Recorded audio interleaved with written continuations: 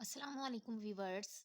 MTH 101 का lecture number 13 है, limits and continuity of trigonometric functions. पहले जो हम कंटिन्यूटी और लिमिट फाइंड करते रहे हैं वो हम सिंपल फंक्शंस की फाइंड करते रहे हैं। अब हम ट्रिग्नोमेट्रिक फंक्शंस की यानी कि कोस टेन वगैरह जिसमें इन्वॉल्व हों उनकी हम कंटिन्यूटी और लिमिट फाइंड करेंगे। क्वेश्चन नंबर 1 हमें दिया हुआ है, determine whether limit x approaches to zero 1 - cos x divided by x का मोड एग्जिस्ट और नोट। पूछा गया है कि क्या ये जो फंक्शन दिया हुआ है ये एग्जिस्ट करता है या नहीं करता। पहले हम इसकी लेफ्ट हैंड लिमिट लेंगे। लेफ्ट हैंड लिमिट लेंगे तो क्योंकि हम जब मोड खत्म करते हैं तो एक वैल्यू पॉजिटिव आती है और एक नेगेटिव आती है। लेफ्ट हैंड लिमिट हम लेंगे तो हमारे पास limit x approaches to zero negative 1 - cos x divided by x की। तो जब हम मोड खत्म करेंगे पहले हम नेगेटिव वैल्यू वैल्यू लेते हैं, तो ये हमारे पास आएगा। ये जो नेगेटिव है इसे हम बाहर ले लेते हैं, तो ये limit x approaches to zero 1 - cos x divided by x. तो यहाँ पे डायरेक्ट आपकी बुक में जो प्रैक्टिस क्वेश्चन दिए हुए थे उनका डायरेक्ट यहाँ पे जीरो पुट किया हुआ है और साइड पे क्रोलरी यहाँ पे लिख के और कहा हुआ है कि ये जीरो के इक्वल है। तो वो जो यहाँ पे ये क्वेश्चन दिया हुआ है इसको मैंने यहाँ सोल्व कर दिया है।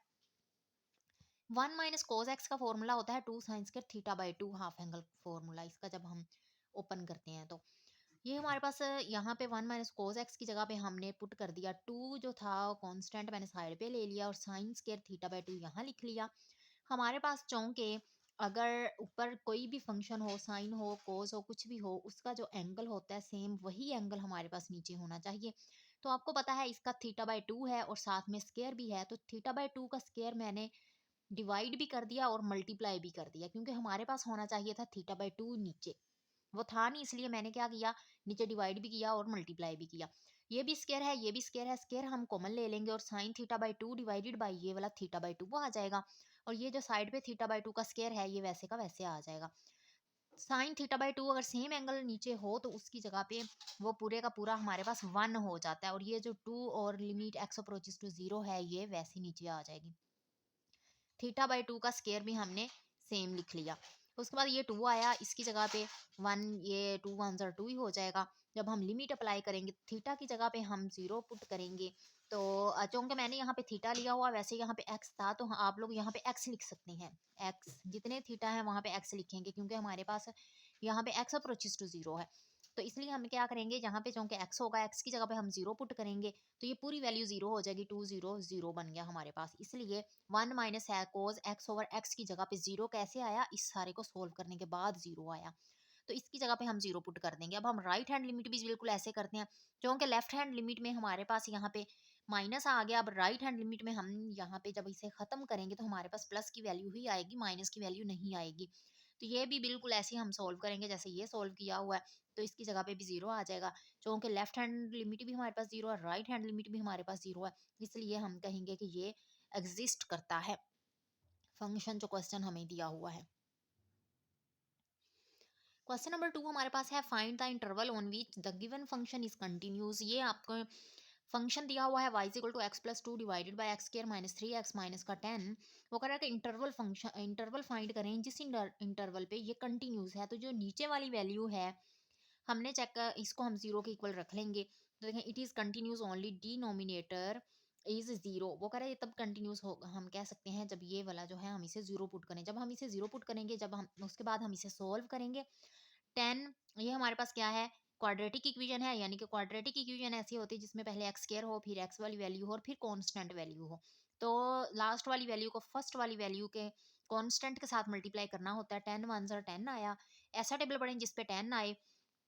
5 2 10 आ रहा है, 5 में 2 ऐड, 5 में से 2 माइनस करेंगे तो हमारे पास 3 भी आता है। इसलिए ये वाला पेयर हमारे पास 5 और 2 वाला लगेगा। एक्स स्क्वायर वैसे का वैसे आ गया, -10 भी वैसे का वैसे आ गया और 5 और 2 जो है वो हमने दरमियान में लगा लिया क्योंकि यहाँ पे माइनस था इसलिए माइनस का 5x लगाया। और प्लस माइनस माइनस होता है, माइनस करेंगे तो हमारे पास 3 आएगा, इसलिए मैंने यहाँ पे प्लस लगाया है। इन दोनों में से हम x कॉमन लेंगे तो x -5 आया, प्लस 2 कॉमन लिया तो x -2 आया। x प्लस 2 लिखा और x -5 लिखा। उसके बाद x प्लस 2 को भी 0 के इक्वल रखा, x -5 को भी 0 के इक्वल रखा। इधर से x इधर रहा तो 2 उधर गया, माइनस का हो गया, x यहीं पे रहा, -5 उधर गया तो प्लस का हो गया। वो कह रहे हैं ये जो दो हमारे पास एक्स की वैल्यूज निकली हैं -2 और -5, इस पे फंक्शन कंटिन्यूस नहीं है, यानी कि डिसकंटिन्यूस है। बाकी तमाम वैल्यूज पे फंक्शन जो होगा वो कंटिन्यूस होगा। इसलिए हम इसे इस तरह से लिख सकते हैं, -∞ से लेके -2 तक, यानी कि -2 नहीं आएगा, बाकी तमाम माइनस वाली वैल्यूज आ सकती हैं। उसके बाद माइनस, चूंकि -5 भी है तो -5 और -2 और 5 नहीं आएगा, इनके दरमियान में जितनी भी वैल्यूज हैं वो भी आ जाएंगी, उस पर भी फंक्शन कंटिन्यूस होगा। उसके बाद 5 से लेके, क्योंकि ये 5 है, प्लस का 5 है, 5 से लेके तमाम इन्फिनिटी तक की वैल्यू सारी की, 5 नहीं होगा उसमें, बाकी तमाम वैल्यूज पॉजिटिव जो है उन पे फंक्शन कंटिन्यूस होगा। यानी कि -2 पे और 5 पे डिसकंटिन्यूस है, बाकी तमाम वैल्यूज पे कंटिन्यूस है। अब हम करते हैं क्वेश्चन नंबर 3। क्वेश्चन नंबर 3 हमारे पास है, find the interval on which the given function is continuous. तो हमारे पास ये गिवन फंक्शन ये दिया हुआ है, y is equal to 1/x+2 का होल स्क्वायर प्लस का 4। नीचे वाली वैल्यू को आपने जीरो पुट करना है, यानी कि denominator is equal to zero. तो जब नीचे वाली वैल्यू को जीरो पुट करोगे, इसका हम स्केयर खत्म करेंगे। स्केयर खत्म करने के लिए अंडर रूट लेंगे दोनों साइडों पे, इधर से खत्म हो गया तो x+2 is equal to zero आ जाएगा हमारे पास। x+2 is equal to zero आ गया। x+2 is equal to zero है तो x इधर रहेगा, 2 उधर जाएगा तो -2 हो जाएगा। अब -2 जो है उसमें हमारे पास डिसकंटिन्यूस है फंक्शन, बाकी तमाम वैल्यूज पे कंटिन्यूस है, इसलिए -2 नहीं आना चाहिए। बाकी तमाम नेगेटिव वैल्यू हम लिख सकते हैं, -2 के अलावा बाकी इधर को तमाम पॉजिटिव वैल्यूज भी हम फंक्शन में लिख सकते हैं, उन पे जो हमारा फंक्शन है वो कंटिन्यूस होगा। ये इसका आंसर है क्वेश्चन नंबर 3 का।